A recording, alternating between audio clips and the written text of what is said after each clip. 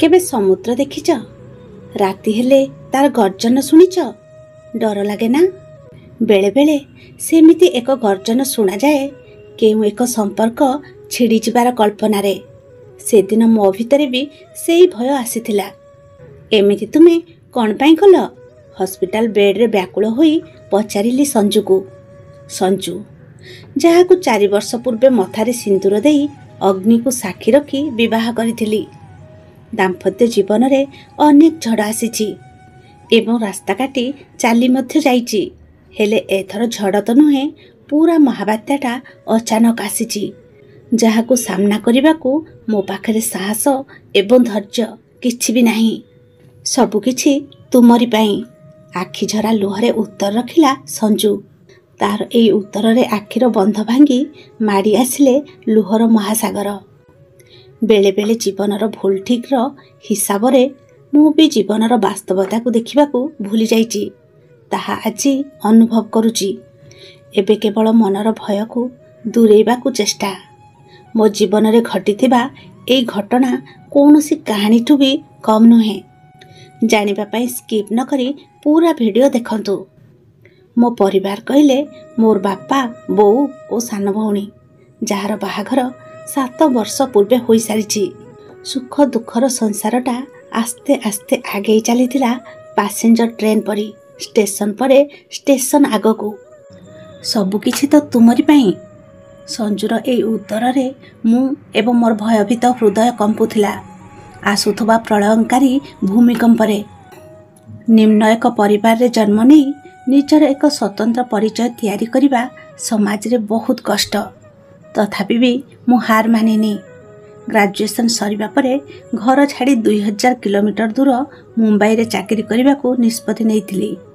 निजर परिश्रम एवं भगवान का आशीर्वाद रु निजर एक परिचय अल्प बहुत अर्जन करिछि। यौवनर पहाचरे मन थिला उड़ा प्रजापति।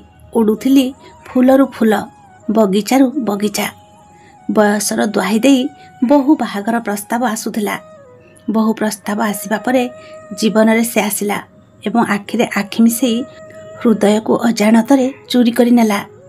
लागिला से मो जीवन को संपूर्ण करिदेव। मन भितरे कौनसी द्वंद्व न रखी संजूक प्रस्ताव रे राजी होई गली। ता सह प्रथम देखा जीवन रे अनाबना रंग आनिथिला। असुमारी स्वप्न सबू आकाश छुईले से रंग तोलिबाकू। आखि तार सागर परी जेउथिरे हजि जिबाकू जमा भी भय नथिला। यौवनर प्रथम भाग को पूर्णछेद पकई बहु आडंबर रे बाहाघर सरिला। सासु ससुर शला एवं शाली मध्य खूब आपणार हेगले ए किछि दिन भितरे। जीवनर खातारे आउ एक फर्द लेखा हैला। झियो जन्म दे नारी जीवन को संपूर्ण करिथिला संजू। मु भी बापा हबार खुशी रे हजि जाइथिली। जीवनर रंग धीरे धीरे बदलुथिला आउ ता सह बदलुथिला परिवार। संजू मु एवं मो परिवार भितरे संपर्क आस्ते आस्ते असजड़ा होई जाउथला। काहाकू संपूर्ण ठीक किंबा भूल बोलीर सर्टिफिकेट केबे देई पारिनी, ना माँ को ना स्त्री को। जार हाथ धरिथिली ना ताकू केबे छाड़ी पारिबी, ना जिए मते जन्म देइची ताकू केबे पर करि पारिबी। हेले जिए निज झियो को मो हाथ रे बांधी देइची ताकू की उत्तर रखिबी।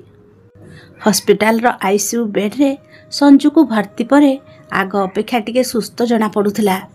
हेले शरीर रो पीड़ा एते कष्ट थिला जे पत्थर भली छाती की भी चिरीदेव। से दिन राति रे मोर निद भी हजि जाइथिला।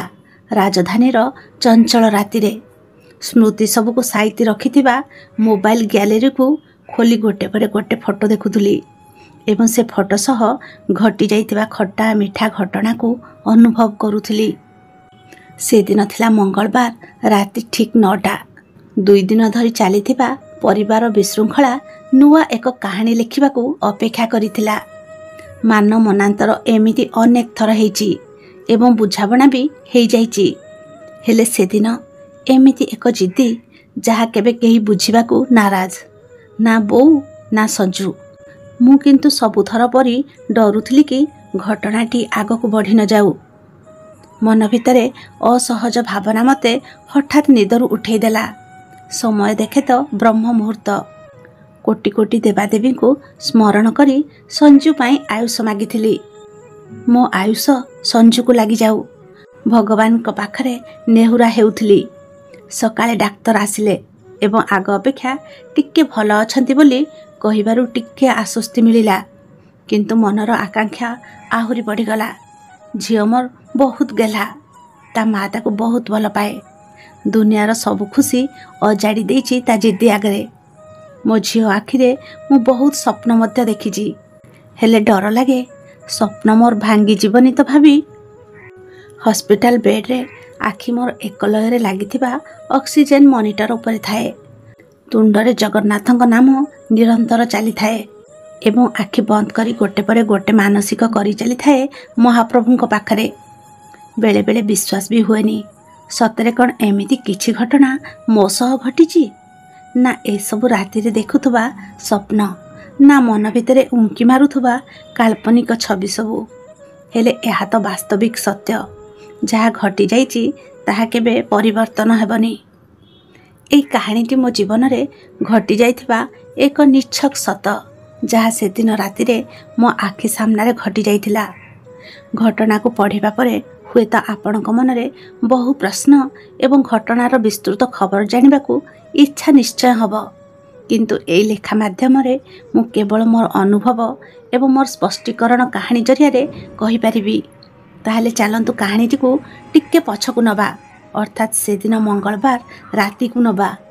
मंगलवार राति 9टारे घर को आसी प्रथमे बोऊ को खाइबाकू डाकिली। हेले से मुह बुलेई मु खाइबी नाही बोली कहिदेला। जेउ दिन तू विचार करबू ठीक एवं भूल रो सेबे मु खाइबी। एमिति 2 दिन धरी चलीछि घर भितरे अशांति। मु भी चुप न रही संजू को अनाबना कहि चलिली। तुम पई सबु बेले आम घरे अशांति केबे तो थरे चुप रुह। सासु बोहूंको जिद्दी आगरे कौनसी वाक्य को पूर्णछेद करी हुए ना। संजू किंतु एथर निज जिद्दी रे अटल। मो पई जदि एते समस्या हेउची ताहले मु रहिबिनी। मु मरिगले सबु समस्यार समाधान होई जिवो कही रागरे गुम मारी बसिला।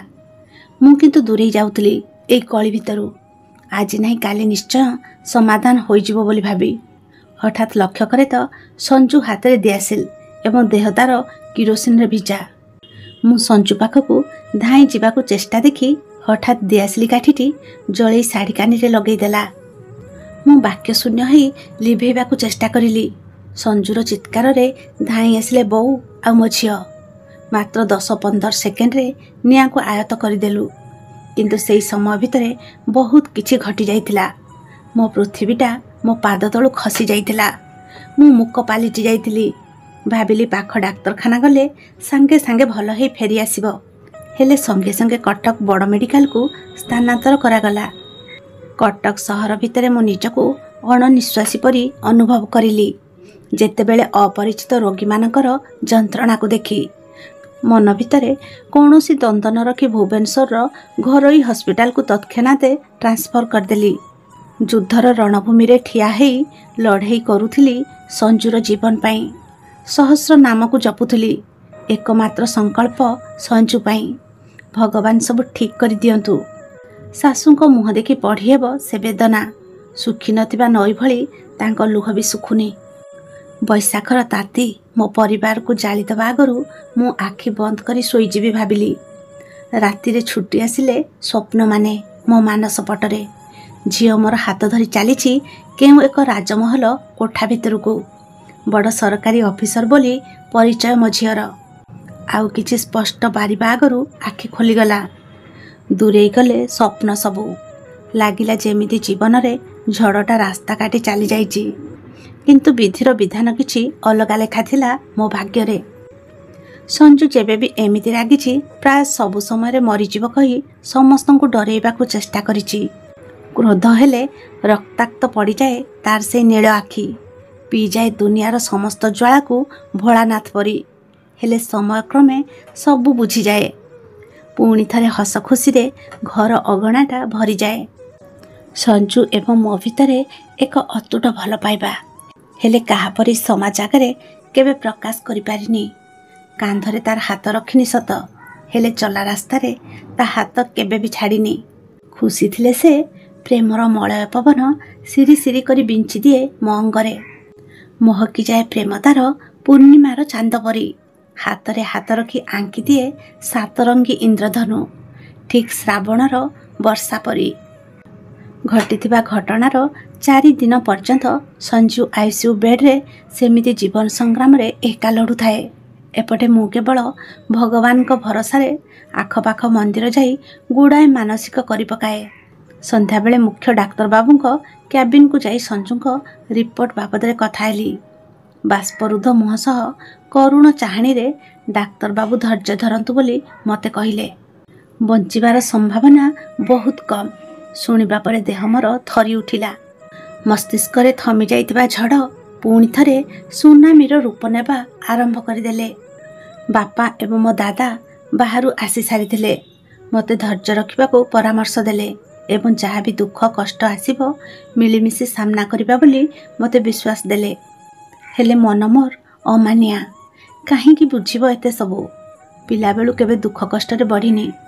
ମୋ ଖୁସି ପାଇଁ ବୋଉ ବାପା ବହୁତ ତ୍ୟାଗ କରିଛନ୍ତି ତାଙ୍କ ଜୀବନରେ। ଗୋଟେ ବୋଲି ପୁଅ, ସେଥିପାଇଁ ବହୁତ ଗେହ୍ଲା। ଦୀର୍ଘ 12 ଦିନ ଧରି ଆଇସିୟୁ ବେଡ୍ରେ ନିଜ ଜୀବନ ସହ ବଞ୍ଚିବାକୁ ସଂଗ୍ରାମ କରୁଥିବା ସଞ୍ଜୁ ଏଥର ହାରି ଯାଇଥିଲା। ସମସ୍ତ ଚେଷ୍ଟା ପରେ ବି ତା ନିଶ୍ୱାସକୁ ରଖିପାରିଲି ନାହିଁ। ମୁଁ ବି ହାରିଗଲି ଜୀବନର ଭିକ୍ଷା ମାଗୁଥିବା ଭଗବାନଙ୍କ ପାଖରେ। କେତେ ଯେ ସ୍ୱପ୍ନ ରହିଗଲା ସେ ଆଖି ଭିତରେ, ଯାହା ଭିତରେ ମୋ ଦୁନିଆ ଥିଲା। ଲେଖୁଥିବା କାହାଣୀ ବି ଅଧା ରହିଗଲା। କଲମର ମୁନ ଭାଙ୍ଗି ରଙ୍ଗ ସବୁ ଖେଳିଗଲା କାଗଜ ଉପରେ। ଏବେ କେବଳ ମୁଁ ଏବଂ ମୋ ଝିଅ ଦୁହେଁ ବଞ୍ଚିଛୁ ଆମ ଦୁନିଆରେ। ଇତିହାସର କଳା ଅକ୍ଷରରେ ଲେଖା ମୋ ଜୀବନର କାହାଣୀ। ନା ମୁଁ କେବେ କହିଛି, ନା କେହି କେବେ ଶୁଣିଛି। ସଞ୍ଜୁ ଉପସ୍ଥିତି ମୁଁ ସବୁଦିନ ରାତିରେ ଏଇ ଶୁଖିଲା ଆଖିରେ ଦେଖିଛି। ମୋ ହୃଦୟର ଶୂନ୍ୟଶୀଲଟରେ ସଞ୍ଜୁ ତାର ନାଁ ଲେଖି ସାରିଛି, ଯାହା ଏବେ ଲିଭିବା ସମ୍ଭବ ନୁହେଁ। ଏବେ ସମୟ କେବଳ ସ୍ମୃତିକୁ ସଜେଇବାର, ସ୍ୱପ୍ନକୁ ବନ୍ଦୀ କରି ରଖିବାର। ଯାହା କେବେ କହି ହୁଏ ନାହିଁ ତାହା କାଗଜରେ ବୋଧେ ଲେଖି ହୁଏ। ଏହି କାହାଣୀକୁ ପଢ଼ୁଥିବା ପାଠକ ପାଠିକାଙ୍କ ପାଖରେ ମୋ ଜୀବନର ଘଟିଥିବା କାହାଣୀର ମୋର ସ୍ୱତନ୍ତ୍ର ପକ୍ଷ ରଖିଛି। ଆଶା କରେ ଆପଣ ସମସ୍ତେ ପଢ଼ି ନିଜ ନିଜର ବିଚାର ନ ରଖି ସହ ହୃଦୟରେ ଅନୁଭବ କରିବେ। ଭିଡ଼ିଓଟି ଭଲ ଲାଗିଥିଲେ ଲାଇକ୍ ସେୟାର କରିବା ସହିତ ଚ୍ୟାନେଲକୁ ସବସ୍କ୍ରାଇବ୍ କରିଦେବେ। ଆଉ ହଁ, ବେଲ୍ ଆଇକନ୍କୁ ଅନ୍ କରିବାକୁ ଜମା ବି ଭୁଲିବେନି। ଧନ୍ୟବାଦ।